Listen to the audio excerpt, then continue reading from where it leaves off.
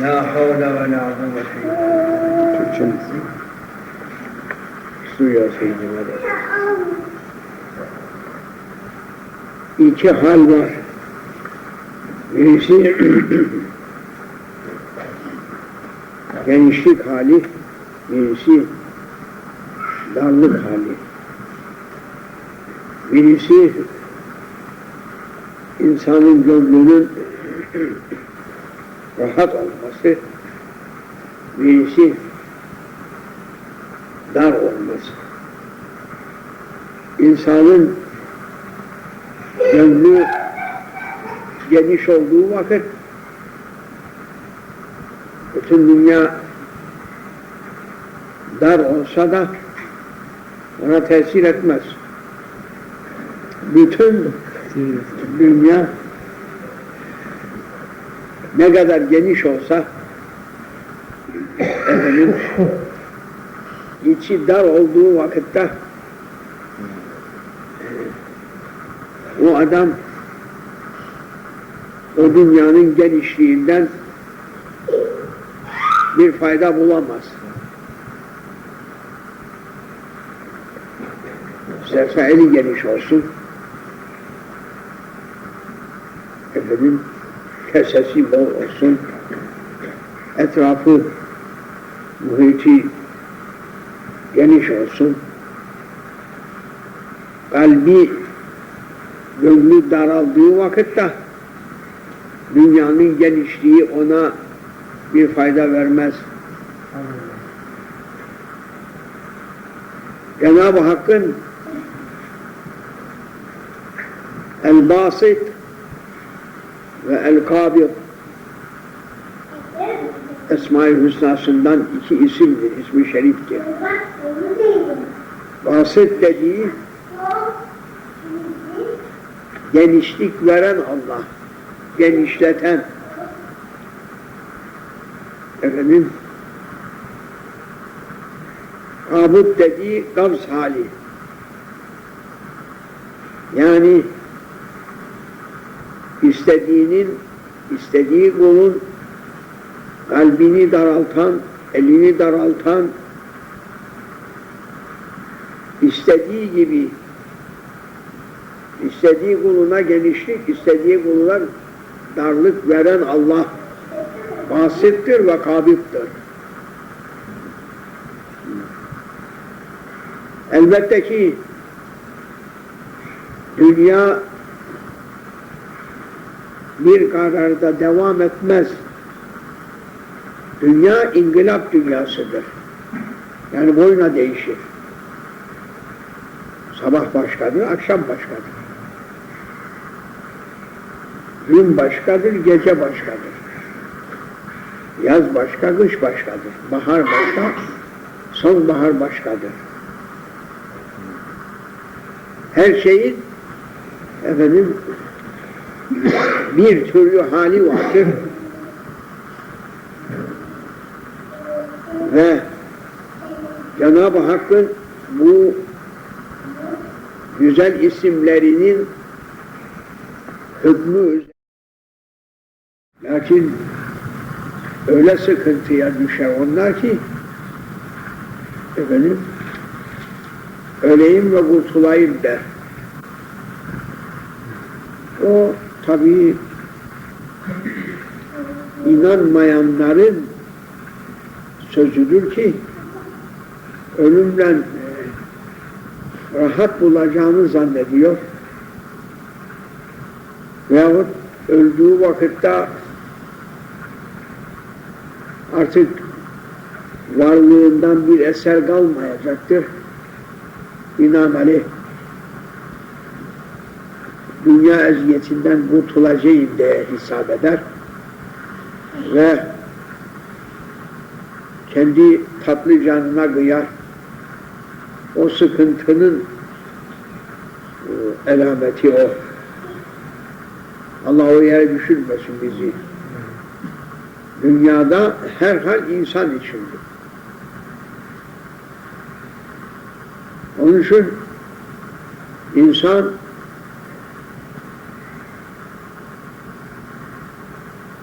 kendi kuvvetiyle karşılayamayacağı haller başına geldiğinde ona yardımcı olan kim olduğunu bilecektir. Kendi taşıyamaz. Öyle haller gelir. Kendi kendini taşıyamaz haller geldiğinde kimden yardım umacağını, kimden yardım alabileceğini bilmesi lazımdır. Her zaman dünyada insan yiyip içip eğlenip gezemez. Dünyada bu kadar hadiseler meydana gelir. Bu kadar iptilalar, belalar, gazalar Allah'a sığındır. İnsanların başına gelir. Onları temenni etmeyiz de geldiği vakitte bize yardımcı olacak nedir?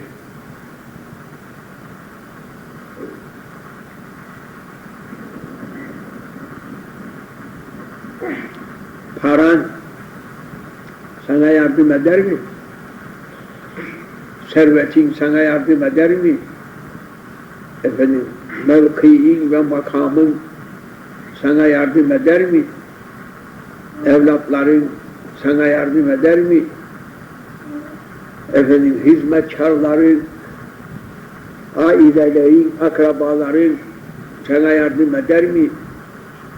Evinin emrinin altındaki orduların, donanmaların sana yardım eder mi? Neden yardım edecek sana? Sen sende mahpus. O an geldiğinde sana kim yardım edebilir? Kimse yardım edemez. Yardımcı kimdir o anda insana?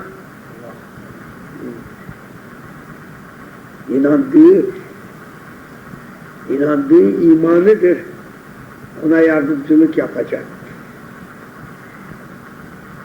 İnanan kimseye imanı her sıkıntı anında yardımcıdır.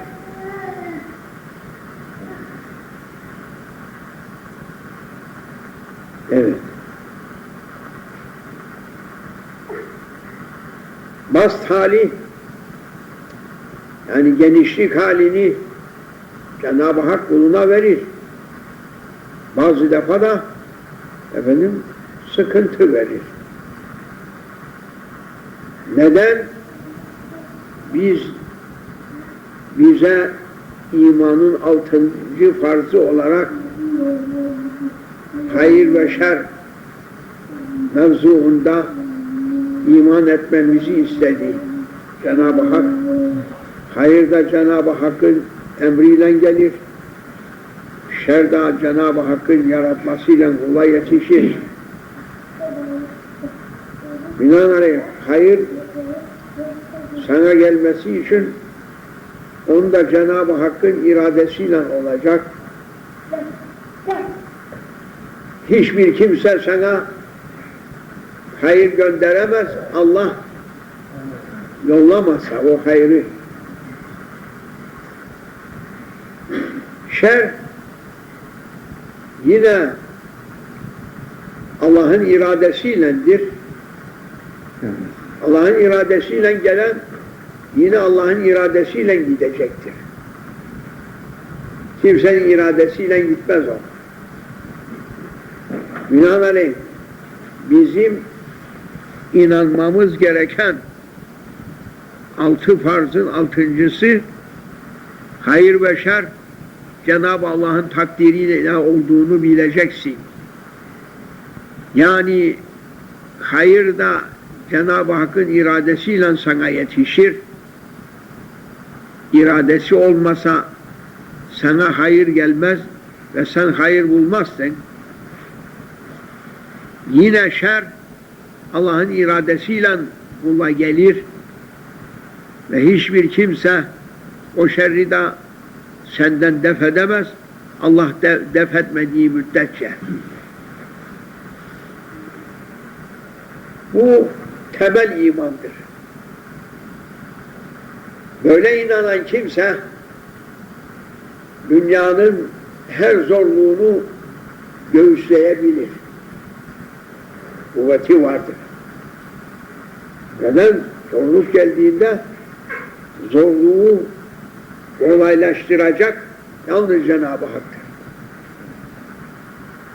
Kalbe karanlık çöktüğü vakitte geceyi gündüze çeviren Allah'tır. Kalbindeki karanlığı yine nurlandıracak Cenab-ı Allah'tır. Onu bilen ona teveccüh eder, ona döner. Dönecek yeri olmayan ne yapacaktır? Kendini kahredecektir. Öyle. Dönecek yeri olmadıktan sonra o akrab misali olur. Akrab dara düştüğü vakitte kurtuluştan ümit kestiğinde kendi kendisini sokar. Kendi kendisini öldürür. Kendi kendisini öldürmek yalnız o hayvanındır. Başka hayvan kendini telef etmez. Akraptır. Kendi kendisini telef etmek isteyen kimse o akraba benzer. O da ne zaman naçar kalır, yani çaresiz kalır. Çaresiz kimdir? Çaresiz kalan imansızdır. İmanı olan kimse bir yerden bir çare geleceğine inanır. Onun için 6. şarttır o. İmanın 6. farzı inanınız diyor. Efendim, şerri hayra tebdil edecek Allah'tır. Size çareyi verecek Cenab-ı Hak'tır. Sizden şerri uzaklaştıracak gene Cenab-ı Hak'tır. Buna inanınız diyor. İnanmanız farzdır. Çaresiz kaldı derler. Çaresiz kalmaz insan.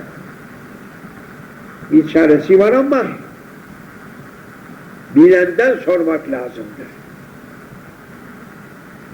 Bilenden sormak lazımdır. Ve buluncaya kadar da sebat etmesi lazım. Yani vazgeçmeden, buluncaya kadar vazgeçmeden araması lazım. Ve arayan kimse bulacaktır. Arayıp da bulmayan yok. Ama kimi arayıp belasını bulur demişler. Kimisi arayıp Mevlasını bulur. Kendi niyetine göre diyor da.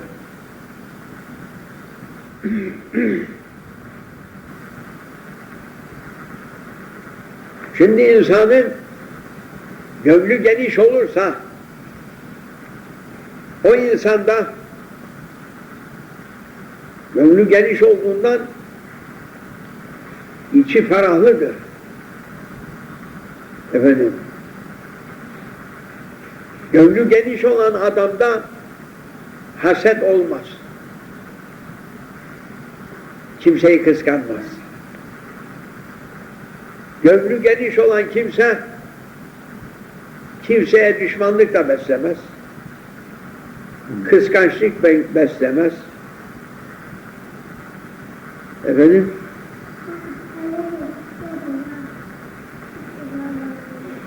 kimseye kötü zanda da olmaz. Kimse hakkında kötü de düşünmez.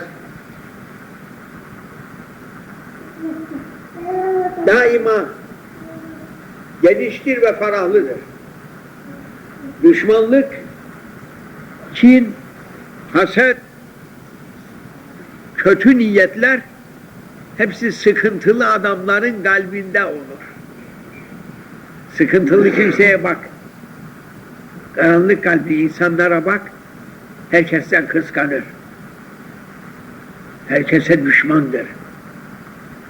Kimsenin hayır ettiğini istemez. Herkesin ızdırap çekmesini ister.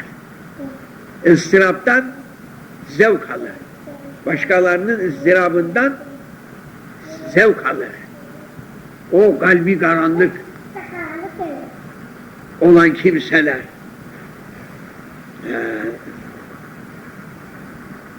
onların kalbi düşmanlıkla, hıyanetle ve kötü ahlaklarla dolar. Çünkü kalbinde onun iman nuru sönmüştür. İman nuru söndüğü vakitte iyi bir şey bulunmaz onun kalbinde. Kötülükten başka onun kalbinde bir şey bulunmaz. Şimdi bunu bildiğimiz vakitte lüzum eden mesele Cenab-ı Hak'tan Ya Rabbi bizim gönlümüzü geniş tut. Çünkü iman kalbe girdikten sonra kalp gönlü genişler. İmanının derecesine göre hudutsuz genişler. Kalbi hudutsuz geniş olan adam dünyanın dert ve iptilalarından acizlenmez, ona dokunmaz. O serbesttir. O hürdür. Çünkü Cenab-ı Hakk'a imanı vardır ve her sıkıntının ancak Allah'ın iradesiyle açılacağına inanmıştır. Ve her şeyin muayyen vakti olduğunu da bilir. Vakti gelmeden hiçbir şey de olmaz. Vakti gelir, o iş meydana gelir. Biz de belki vakitsiz diyerekten söyleriz ama Allah'ın yanında her işin vakti vardır. Ve Allah'ın tayin ettiği vaktin zamanın evveli veyahut zamanın sonu.